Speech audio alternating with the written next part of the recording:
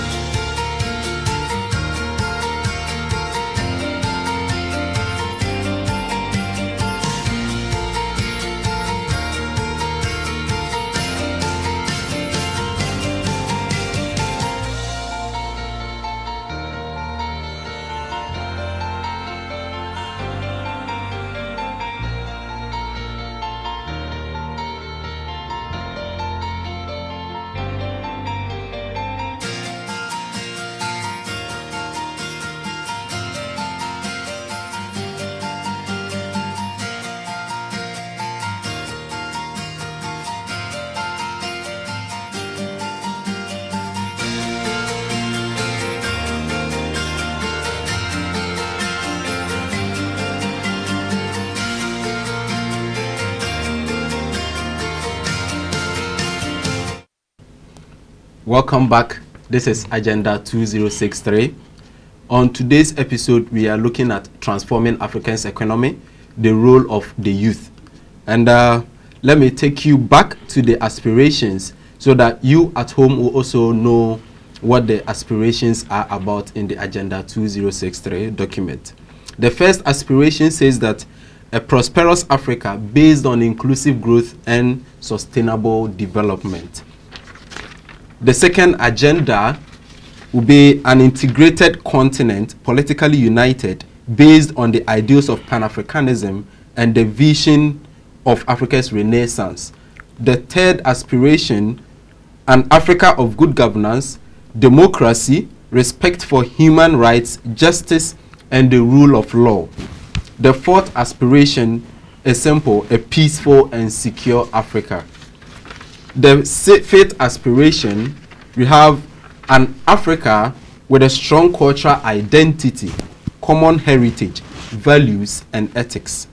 The sixth aspiration, an Africa whose development is people-driven, relying on the potential of African people, especially its women and youth. The last aspiration is Africa as a strong and influential global player and partner. Here are the aspirations in the Agenda 2063 document. You can always be part of our show by visiting Association of African Universities page on Facebook. On Twitter, you can join us on AAU_67. With me today in the studio, I have Emmanuel Abekah. Emmanuel Abekah is a former SRC President for University of Ghana, Accra City Campus. He is a youth activist. I also have Eric Agyemang. Eric Agyemang is a press and communication secretary for the National Union of Ghana Students here in Ghana. Welcome, gentlemen. Thanks for having us. How are you today? Yeah, good. Not bad. Okay. So how was your week? Hectic, but I guess it's been what we've been acquainted to, so we can't complain. Okay. We take it as it comes. All right. You want? Sure. Once we are alive, we will give thanks to God. Okay. Everything is fine. All right. You are welcome again. Thanks for having us. Okay, so today we are going over the Agenda 2063 document. So just as we do, this will represent the voice of the youth, because the whole of Africa, they are watching you. Your suggestions, your comments, what you give us will represent what we want as the youth of Africa. Sure. Okay, so we are looking at the first aspiration. That is a prosperous Africa that is based on inclusive growth and sustainable development. And that this is critical that we talk about sustainably managing Africa's natural resources. When you come to Africa, I think one of our strongest area will be our natural resources. That is where we also have some competitive advantage. But when it comes to managing of our natural resources, are we doing enough? Let me start from you, Ima. Well, thank you very much.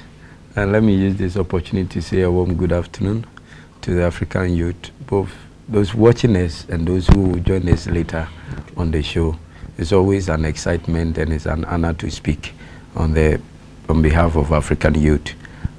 Getting back to our conversation, I believe that last week we said a lot on this very agenda, on the agenda, with reference to Africa being prosperous and how we can dwell on the potential of its youth.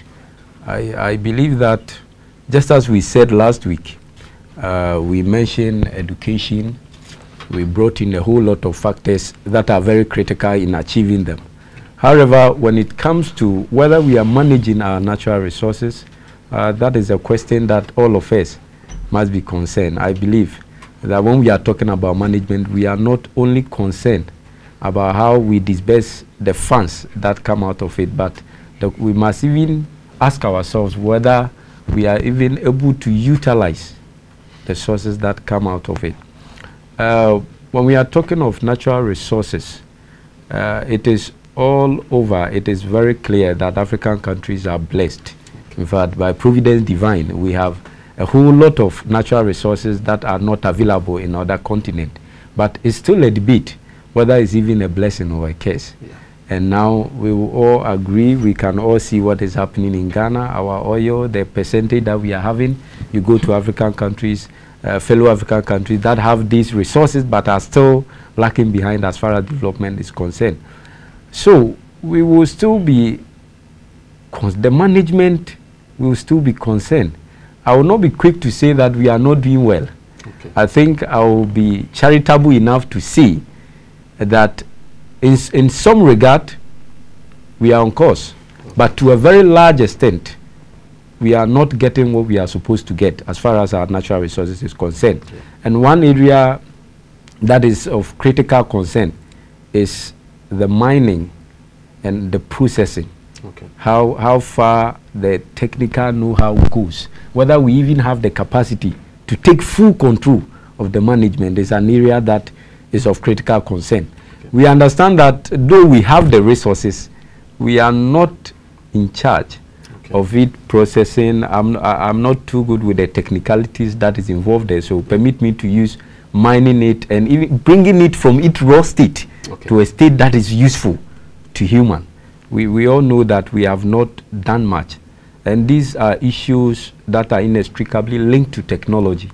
And as far as that is concerned, we have not done much to that extent. So we are not getting what we are supposed to get. And so, though we have the resources, as far as management is concerned, we have not done the best, and we have not reaped the best that we are supposed to get. Okay, Eric, we are talking about sustainable management of our natural resources. So you mining it today, but you make sure that it's sustainable enough for the future generations to also come to meet something, also even gain from the benefits of our natural resources. When it comes to sustainably managing our natural resources, what do you have to say when it comes to Africa? Schenineda, let me say good afternoon, and good afternoon to our cherished viewers across the African continent. Bonsoir à vous, téléspectateurs. And as you said, inclusive growth and sustainable development, but with specific focus on sustainable development. I think that reminds me of a story told by my lecturer in the University of Ghana, that when he was studying in the West, it happened one time during a break, and in their cafeteria there was a debate as to why God endowed Africa with so much natural resources. And you would agree that Africa as a continent controls more than 50% of the world's resources. So to that extent, we can say that we are the richest, yet we are the poorest. That is in reality. And back to the story, there was this debate, and one white man came up with explanation that, you know, when God was creating the earth, he created Africa and, you know, gave them many resources as compared to the other continents even put together. And there was an angel standing there, and the angel asked God, God, why have you endowed Africa with so much resources? And you know the answer God gave is like, oh, don't mind, I can give them all the resources, but you look at the people I give them to manage it. Do you understand that? Yes. Okay. So you would agree that we are endowed with so much natural resources, and just as my brother said, when it comes to the exploitation and management of it, we're lacking seriously. We're lacking seriously, and I think is one area we critically needs to look at. And our leaders know this already, but continually we continue to subject ourselves to the control of our natural resources to the West, especially China. And you know that they are on a massive agenda to sort of recolonize Africa, and I think it's one area we should be looking at. Okay, thank you very much. Okay, so, getting back to sustainably managing natural resources. You know, Africa, for instance, Ghana is blessed with gold. We are blessed with diamond, oil, bauxite. Sure. Nigeria, they have oil and all those things. Now we are extracting all these natural resources. As the youth, which area do you want the leaders to invest our natural resources, the proceeds from our natural resources, so that the benefits will come to all and then the future generations? All right. As we have all said earlier, that when it comes to management, it has been very poor. But if you are looking at one key area to reinvest the proceeds that we get from our natural resources, as a youth activist, one area that I cannot bypass is with education. That will be my first one. The next will be how we can even take control of the extraction and the management itself. So here I'm going to appeal to secular reasoning. When you get the money out of it, are you ready to take charge of the management of the resource itself? And here I'm referring to the mining, the processing, how it becomes useful, and we have to ship everything to the market. If every day you have to contract people, or if every day you claim that you don't have the technology, you don't have the capacity to do it, then when you get the process, how do you prepare to take control? If you take the money and you reinvest or you share, create loot and share, the money comes. But when it gets to our hands, we will have a different agenda. We will divest some for party campaigns and we will build party headquarters. If this is what you use your oil money for, then it will be controlled by the West for the next 2,000 years. Then what is on paper or what you hold as a future aspiration, you are only lying to yourself. So it's a case of self-deceit if you are not ready to take charge. But I believe that the best area, after you invest massively in education, you should think of taking control of it, management. Think of how you acquire machines, think of how you produce the human resource to take control so that it becomes fully yours, because it's yours. It was given to you freely for your people's benefit. So if you are not taking charge, then people will benefit massively from it. While you keep giving excuses, and every day we will come back to the same point. Okay, Eric, do you have any priority area that you think we should probably look at with the proceeds from our natural resources? I think pretty much the same thing. You know, first of all, we need to take control of the management of our natural resources. And you know, for now, there's actually a local content law which mandates, you know, the exploitation and management of our natural resources, that Ghanaians should be given a certain percentage. I don't know for other African countries, but for Ghana, Ghanaians should be given a certain percentage at management, top management level, and also at the normal working force level. But how operational is that? And that boils down to the same education issue we are talking about, because the law is there to be enforced, but then again, when the opportunity comes, we are told, oh, our capacities have not been built enough to that level to, you know, occupy those positions and roles. So I think education would come up strongly for me. And I think another area we should be looking at as far as the proceeds from our natural resources is concerned is embarking on a huge industrialization drive. Okay. Because if we are endowed with, you know, everything to, you know, embark on this massive production of cocoa, and then at the end of the day we ship everything outside to be refined into chocolate, and what is even worse is they get to even dictate the price at which they get to sell our own cocoa. Okay, definitely. Our own cocoa to us. So I think education should be one, and also channeling some into building industries to, you know, refine the natural resources. Okay. So quick one. We can easily link this with the 7th aspiration that says that Africa as a strong and influential global player and partner. Precisely. Considering our natural resources. Also, a quick one to this this particular aspiration. Are you also of the view that Africa can become the most influential global player as a force to reckon with? How do we get to that level? Because I see ourselves as getting to that level, but we are not yet there. How do we get to that level? All right. I think that very aspiration is really interesting. And for a very long time, if you look at our history as a continent, we have always pushed for a united voice. Yeah.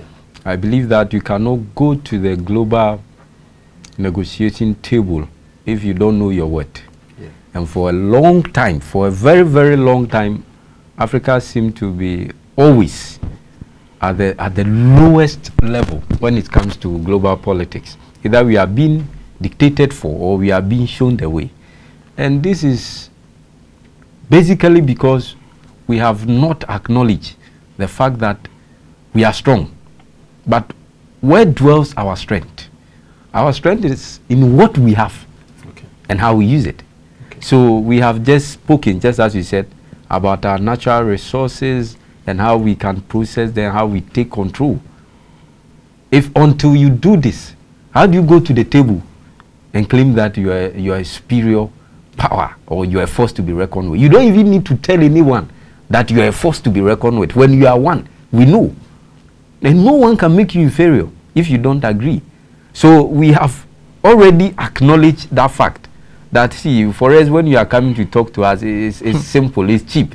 You see, just come and talk to us. In your pocket that is it. And so you have it. Your strength is there. It has been there. You don't tap into it. Our strength has been there. If some other continent had gotten what Africa had, probably they wouldn't have even attended any global meeting. They don't need you there. They can fund their own development. But here we are, and even our elections, the one that we used to elect our national leaders, are being funded from external donors and supporters. So it tells you, you don't go to the negotiating table with your inferior mind. You will not win. And no one is coming to the table with a humanitarian heart open enough to cater for everybody. Everyone is going to fight for his own interest. So you have cocoa, and it is through the price of cocoa probably you can give sanctions and tell people that, look, I'm not selling cocoa at this price. And between this and this date, I'm not even coming to the market. Then people will have to send delegation to your place and renegotiate. But here you are, we buy from you. You don't even extract the thing. We do it for you. And we decide the price for you. So when you come to the table, what do? So this aspiration is very critical. And I think that gradually, as you said, if we acknowledge our self-worth, we will get there. It should be very easy to get there because we have all that we can use to tame whoever is not in support of our agenda. Okay. We have it. We have the resources. We have the human capacity. We have the diplomat.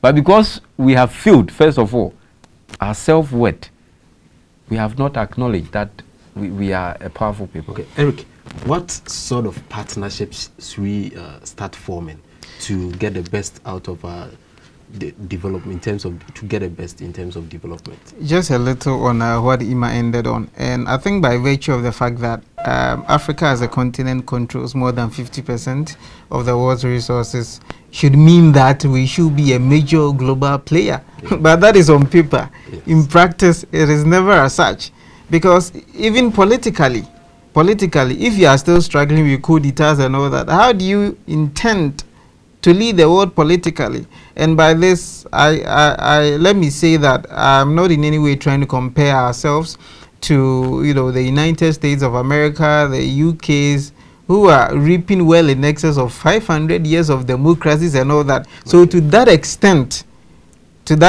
we can pardon or allow for, you know, those countries leading the world. And interestingly, you would also note that even on the UN Security Council, Africa is the only continent without a representation, and that is sad. But economically, I think we can get to lead the world by virtue of our resources. And let me zoom into the strategic partnerships we can strike with other continent, and looking at that, I think we have about 3 or 4 categories. Yeah. That is continent to country, and continent to continent, and also our organizations, that's in AU to EU. I think by virtue of our resources, again, we can control the world. Yeah. Just that we don't see that happening. If you go to China, for instance, you want to strike a strategic partnership with China, and you go for a century loan or bond. I mean, can you imagine? Century. It's sad. It's sad. And by this, I'm not sure in the next 100 years we will be living. So it's like we have submitted ourselves to a very long and perpetual, you know, slavery. And it will continue as such. We are told that in striking partnerships, it will be mutual and all that. But where do we see the mutual? It's never been mutual. It's never been mutual. China is on the drive to, you know, colonize the world and amass enough resources for themselves. So I think the partnerships are important for us to strike. But if they are not mutual and beneficial, mutually beneficial to us, I'm not sure we should go in for them. But most of the time we are focused on partnerships between Africa and the West, but then we mostly ignore partnerships that we can form so within ourselves. Sure. Because we have all the resources, we can trade among ourselves. Good. And then gain that level of superiority that we can also challenge on the global level. Sure. So maybe we mostly forget we have forgotten that part, and it is simply because our attention is shifted, it's diverted. For all you know, just maybe we are even blaming the wrong people. Your own house, your own continent, intracontinental agreement don't work. We close from the meetings, sign the treaties, sign the MOUs. Then when we get home, everyone go and form his own plans. The approach to issues. So even within the continent itself, how well they can easily move from outside if they see that the house is disorganized. So your continent is already disorganized. They see it economically, politically. They are the same people who help you. So it's easy to penetrate because you are not united. You don't have a unified voice. You don't have a unified agenda. Each time you meet, this one has his own partner somewhere. And that is why we are here. Thank you, Ima. We will go for a quick break, and when we come back, we'll continue. Yeah.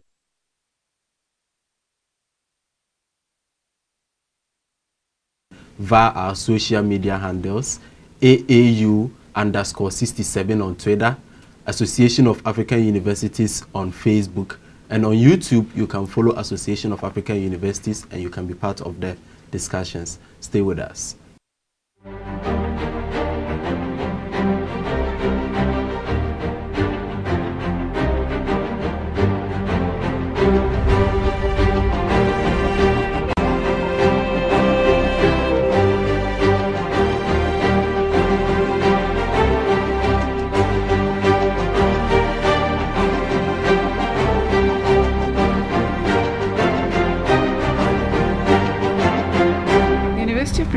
has its origins in the establishment of the Pretoria Centre of the Transvaal University College in 1908. The colloquial name of the university, Tux or Tukkies, was derived from the acronym of the college, TUC. The college opened its doors as an English language institution housed in Kaya Rosa, a 4-bedroom residential property in the centre of Pretoria. TUC started off with 4 professors, 3 lecturers and 32 enrolled students. Courses were presented in Dutch and other modern languages, English language and literature, classics which included philosophy, Latin, Hebrew, as well as natural sciences. On 10 October 1930, an Act of Parliament championed by General Jan Smuts gave rise to the name TUC, becoming the University of Pretoria. At the time, the university had more than 900 students, making it the largest tertiary institution in the country. Today, the University of Pretoria is one of the largest metropolitan universities in South Africa. It consists of 7 campuses in Hatfield, Groenkloof, Prinshof, Onderstepoort, Mamelodi, Ilovo and Hillcrest, the latter consisting of the sports campus, the experimental farm and some residences, with further residences at Hatfield, Mamelodi, Groenkloof, Prinshof and Onderstepoort. The area of UP campuses amounts to almost 1,200 hectares, with almost 700 buildings. The gross floor area of the buildings is close to 1 million square meters, with the assignable floor area at 65% efficiency. UP currently has more than 50,000 students and has become one of the leading higher education institutions on the continent and indeed the world.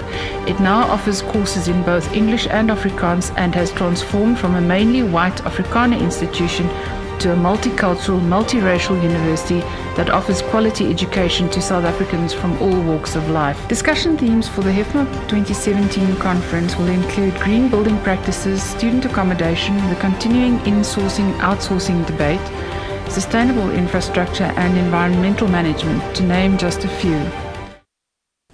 Welcome. If you were with us earlier, we were talking about Africa's Agenda 2063 document, and before we left for the break, we were talking about aspiration 7. That is Africa as a strong and influential global player and partner. Gentlemen, directly linked to this particular aspiration, the 7th aspiration, is also the 2nd aspiration. That is an integrated continent, politically united, based on the ideals of Pan-Africanism and the vision of Africa's Renaissance. Mostly, when we talk about this particular aspiration, what comes to mind will be, are you a Pan-Africanist? How many people do you know in Africa that you can say, well, you can point to them and say, this person is a Pan-Africanist? Few, I would say. Okay. But Schenineda, you see, it's been 55 years since those 32 African countries met in Addis Ababa to set this Pan-African vision in motion. And we, the current generation of Africans, have a solemn obligation to, not just advance the 2nd leg, but also possibly achieve the 2nd leg of this Pan-African dream. The first one, thankfully, has been achieved by our forefathers. That is liberating African countries from the shackles of colonialism and all that. The 2nd leg, which is to integrate Africa, is what we should be looking at crucially. But you see, there's this curious irony I don't get. Okay. We always crying that we need a united and an integrated Africa. We have all the plans and documents to that effect. But you see, when you go to the West and they try to refer to us as a united as a continent, and sometimes even they think Africa is a country. Oh, we go haywire. We cry for all that. Oh, we are not one as a continent. We are not a country and all that. I would have thought that ordinarily, if you are growing up and you want to become a lawyer as a young boy, it can only be a motivation for someone to call you a lawyer. It can only be a motivation. But whenever that tag is placed on us as a continent, being one, we tend to, shake it off. That's one curious irony I don't get. I think a lot of efforts have gone into that, getting us integrated. But then you ask yourselves, I think it rests mainly with the politics of it. Yeah. If I'm president of Ghana today, do you think I really want to badge and submit under another person? Because what we are looking at ultimately, and true to Nkrumah's dream, is the United States of Africa, where we become more or less as a country to be governed by one person. I think if we have the political will from the president of all African countries, we can easily get that done. We can easily get that done, but that I'm not sure our leaders are ready really to submit to that. That would be my initial comment on that. So, integrated continent based on the ideals of Pan-Africanism. Yima, would you say that Africa, we are doing enough when it comes to integrating the continent in terms of trade, in terms of development, every aspect? Well, it is rather unfortunate that after the emancipation period, that is coming all the way from 1963 onwards, or from the early 1950s, after we fought against the white domination and supremacy, we have all gone back to where we started. The issue is rather interesting. Whenever we mention an integrated Africa that is inspired by the spirit of Pan-Africanism, it's only modern day. The only thing I see being done about this particular thing is celebration of our leaders, those who died in the struggle. And even recently in Ghana, we had a motion in Parliament to change the name from founders to founders. And to me, that is the only part we become Pan-African, when we try to celebrate those who sacrificed their time and their blood for our emancipation. With the integration itself, I must be frank that it's unfortunate. Very little is being done. I think the diplomacy is either too much, or we meet and congratulate ourselves on how we are all forcing political. But when we get home, no one is ready to be each other's keeper, like the Bible says. Now we want to integrate. Our main focus is not only politically, just to add up to my co-panelist submission. It's not only to have one president. That is not even the agenda. You may have all your presidents, but we have a unity of purpose. Where do we want the continent to go? What do we want for ourselves as a people? If we can still go, provided we even want to do it politically with one president, there may be an indirect rule of a sort, but that is not even the question. When we even come back to our individual countries, are we developed? You can only think of accommodating people when your level of comfort or comfortability is really satisfactory. But as it stands now, when we get home, and by home I mean individual countries, are they satisfied? Your people are fighting among themselves, your own people. They are at an unrest. Every day there is news of people who are not satisfied here and there. How then do you integrate? How then do you go for problems from your sister countries if you have not solved your own? And so I see that before we can achieve this, first of all, let's look at the individual unit. We all have our national plans, our development agenda. It will interest you that when we get to the AU meetings, when we get to ECOWAS meeting, the speeches that are being read, I feel they are too diplomatic. And our forefathers, and it was inspired. Yes, they were inspired, but today, what is being done? When we come home, our friends are outside. Our friends are not within. So like we earlier said, what about within the continent, among yourselves? Are you able to trade? Then we will look at the challenges that hinder this. We will come to the language barrier. We will come to the border. Whether people are able to travel freely. And today we are having another challenge. When you open your border without any security measures, you have another problem. Inflows of people from all over your sister countries. And when they come, what do they do? Has it been impactful? If not, then the countries will nowhere come close to this. So integrating Africa is quite a task that is, I would say, is very cumbersome. But we all know it starts from somewhere. People started by, first of all, liberating it from colonial shackles. So, present generation, we also have a task.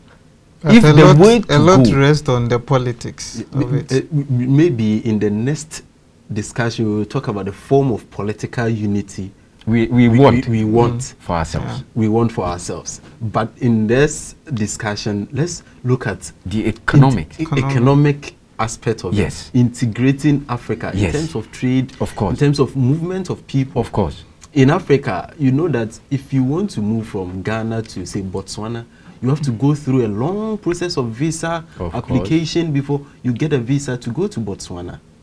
And it applies with a lot of other African countries. Is it time that we take away all these barriers? I think it's getting better because next week we're planning to make it for the Pan-African Youth Congress in Uganda. Okay. And we are told that visas will be given on arrival. Okay. And so I think gradually some progress is being done. Some progress is being made. But then if you look at it, you see that it's mostly from, let's say, from Ghana to Nigeria, our sister country, that will be free. And that was even by bus. We don't even and go then by some places. But then you see that the economic powers in Africa, they have always restricted entry to their countries. Of course. Do you think we should do something about this? Yes. I think I will blame it on lack of trust. We don't trust ourselves. And then again, the conversation goes back home. They look at their sister citizens and what happens in their country, probably they are not comfortable. Okay. I should be willing to trade with you if you exhibit tendencies of trust. Okay? If you show me that in your country you are matured, then I will have no problem when you come. But as long as I entertain that doubt in mine, and I even your money, how valuable is it that you want to trade with me? It's not as if we don't want to trade or they don't want to trade among themselves. But how valuable is your currency? So what are the challenges you see in here? Oh, the challenges I see... Is it currency related? Is it language barrier? Is it that form of trust? The trust is basically with our own attitude and African people. As African people, we are yet to... And all these things, we are yet to come back. We are yet to wake up and be conscious of ourselves. If probably you have language barriers, it's simple. Why? The other continent, do they speak one language? No. So what do? There is a way to go. You start from somewhere. But every day we sit and we accommodate the challenges. We massage them. And then we go back home. What do you have that you want to sell? What do I have that I also want to sell? Can we do this? Can we meet here? And when we do, we will both have this mutual benefit. But you won't do it. So someone from somewhere will come and talk to me, promise me very nice allowances attached, and boom, I send everything there. Yima is making a point here. What do you have to add? Yes, I think I want to substantiate the trust issue. And imposing the question, I think you said something interesting, that the economic powers of Africa, that even in Africa we have economic powers. Yes. That's interesting. But the trust is all-encompassing in the arena of finance, politics, economics, and whatever. You'd recall that a few years back, even when Ebola broke out, we restricted access to our, neighbors coming from outside. I remember in the University of Ghana, some tough processes we set out, to evaluate, especially those coming from outside and all that. So I think the trust is really an issue. And just last week, in an interview with the minority spokesperson on the finance committee here in Ghana's parliament, the Honorable Kezielato Forsin, in a debate with the information minister designate, there was a debate as to, we forging strategic partnerships with Cote d'Ivoire relative to our cocoa, sending it outside, refining it and all that. And you know what the debate eventually ended on? No, our cocoa is better than theirs. And no, theirs is better than ours. And you look at this. Can we really integrate economically as a continent? So if the debate is about, no, our cocoa is better than yours, ours is richer and all that. So clearly, I think trust really settles it all. If you're able to trust ourselves, I'm sure you make headway. All right, so quickly, let's jump to the third aspiration, and that will be, we will end with that one for today. Sure. That will be an Africa of good governance, democracy, respect for human rights, justice, and the rule of law. This is a very broad area to talk about. But for today's sake, let's go to building strong institutions. When you come to Africa, you know, when it comes to our institutions, they are very weak. Okay, so when we talk about reforming our public sector to meet the developmental needs of Africa, what strategies do you think we should look at here? Building strong institutions. Well, for me, before I even come to that level, which is building strong institutions, I will have to roll back the conversation, because when we build the institutions, it will include human beings, and I mean we will use human resources to occupy the institutions. Now, the people who are going to occupy these institutions, since they are going to drive it, they are going to making it work. How conscious are they? Are they people-centered? Are they human-driven? If they have these things, then I don't have a problem. With the institutions, we have a lot. We have hundreds of them. Yeah. I remember clearly when we have the president of United States visiting us, he said that Africa don't need this, we need the institutions. Yes, we all agree. But even now, it looks as if we don't even need the institutions. We need strong people. Okay. We need strong minds. Okay. Because here we are. You set up, establish the institution, the people you put there are not going to work. And we have a lot of cases. I don't want to be specific with the ones we are even having in our country here. A whole lot in Africa. A lot. Africa of good governance. We talk about it every day. Just yesterday in Zambia, the president, I'm referring to Adama Barrow, set up a committee to investigate some crimes of former president Baba Jammeh. Yahya Jammeh into they should look at the torture, all those, I mean, wickedness, if I should say it that way, that the mandate. That is what we are talking about. So, when we come back to institutions, we can only trust that the people who have been given the work will do it. If only they can present to us a credible report. And when the report comes, should not sleep. The report should be translated into actions. Then, why not? We are on our way. But here we are. The report comes. They are there. The report on human rights, injustice, we have them, 10,000. The institutions are there. Go to the government. We have committees set up every day. We don't hear anything. When an act of corruption occurs, quickly we hear that a committee has been set up.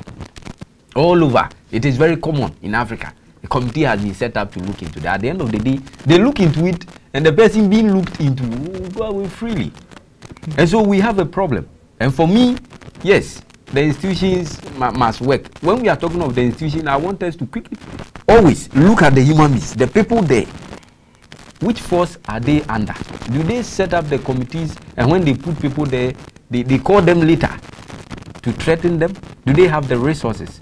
And so I believe that is a very important when it factor. comes to our institutions, deducing from your analysis, we are talking about the people in the institution, so it comes down to leadership of people who are leading this particular institutions and leadership across all sectors.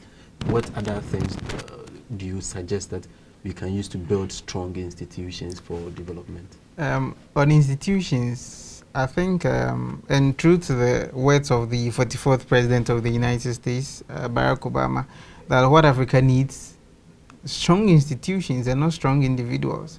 And I think I agree with him. So that would be... Yes, in contrary to Ima's opinion. Because you want to put a strong man there, strong man to continue to change constitutions to lengthen their terms in office. Is that what we want? And even talking about a strong man, for how long? For how long?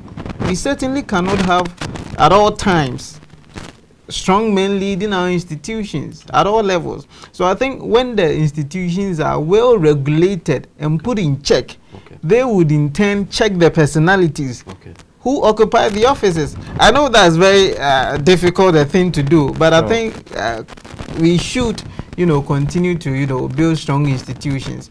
And I know we are a work in progress, but being a work in progress doesn't mean that the Ghana Police Service should be ranked or continue to have themselves ranked first and always number one on the corruption index. Being a work in progress doesn't mean that our judges and justices should be taking bribes to traverse justice. So these are the institutions we are talking about, quite linked to the personalities as well. I know they are somewhat inextricably, you know, together, but I think what we should be looking at is the institutions. When we get them rightly set up, I think they would intend check the personalities. Okay, Yima, your final words. Well, it has been another great discussion so far, and what I would say is that we shouldn't always look at Africa's development as just a mere concept or an agenda that cannot be achieved. These things are very dear to me because regardless of how we see it, one day we will have to answer questions pertaining to this. If today we are all here and we are finding fault is always easy. Let's force and be part of the solution. The problem and the challenge we are facing, they are real. Okay. And our people at the diaspora everywhere, in any part of the world, feel that home is not peaceful. Okay. Home is not what we are looking for. So this is the Africa we want. It shouldn't just be a concept that when we meet during meetings, we deliver long speeches in every little way that we can help this agenda become a reality. Let's all help and build the Africa we want. Let's be part of the solution. Sure. Eric? Final words. I think certainly the Africa we see now is not the Africa we want. Okay. And because this show is primarily for the youth, I want to call on the youth that we don't give up on our countries and our continent. I know the elder folks are failing us in many respects, but the thing is we get there and we get to do the same. So I want to encourage us and admonish us that whenever we get the opportunity, the very things that Ime and I are sitting here, we should get to implement them and not follow the same trend. So I think that would be an advice I would offer the youth, and I think that would be it. All right. Thank you, gentlemen. It's been interesting having you here on this show. Ladies and gentlemen, if you are watching us from home, this is Agenda 2063. Today we were talking about transforming Africa's economy, the role of the youth. This is the second episode, the second part of last week's episode. Okay, so if you are in the house, remember, you can also be part of the conversation, just like my panelist here mentioned, that let's all be part of the solution. You can be part of the solution in your own small way. And by doing that, you can also comment with your suggestions on this particular agenda by following Association of African Universities on Facebook, AAU_67 on Twitter. You can also follow us on YouTube, our YouTube channel, and then we will come to you with a lot of Agenda 2063 issues. Thank you very much once again, ladies and gentlemen. My name is Schenineda, and this is Agenda 2063. Thank you.